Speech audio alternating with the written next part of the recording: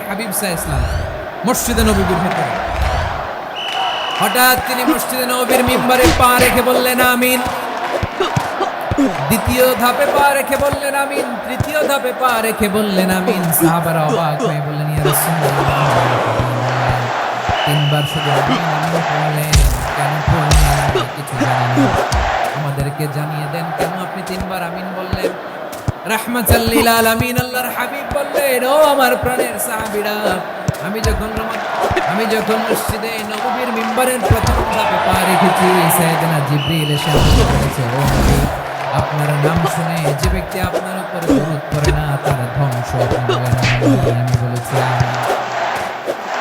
দ্বিতীয় ধাপে পা রাখার পর সাইয়েদনা জিবরিল বললেন, ইয়া রাসূলুল্লাহ, মাতা পিতাকে বার্ধক্য অবস্থায় পেয়ে তাদের সেবা করে, তাদের সাথে সদাচরণ করে যে সন্তান জান্নাত কামাতে পারলো না, তার জন্য ধ্বংস আপনি বলেন।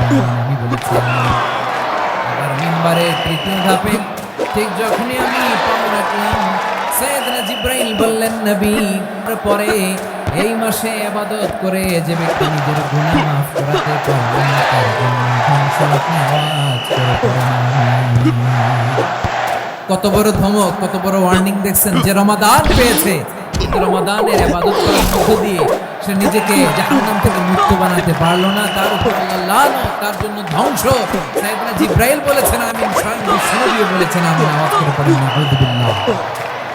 তাহলে রমজান আসবে আর আমরা নিজেদেরকে জাহান্নামীদের লিস্ট থেকে নাম কাটিয়ে জান্নাতীদের লিস্টে উঠাতে পারবো না। এর চেয়ে বড় হতভাগী কি আর কেউ থাকতে পারে? আওয়াজ করে বলেন। তাহলে রমাদানের এই রহমত, বরকত, মাগফিরাত, ফজিলত আমাদের কামাই করার দরকার আছে না নাই?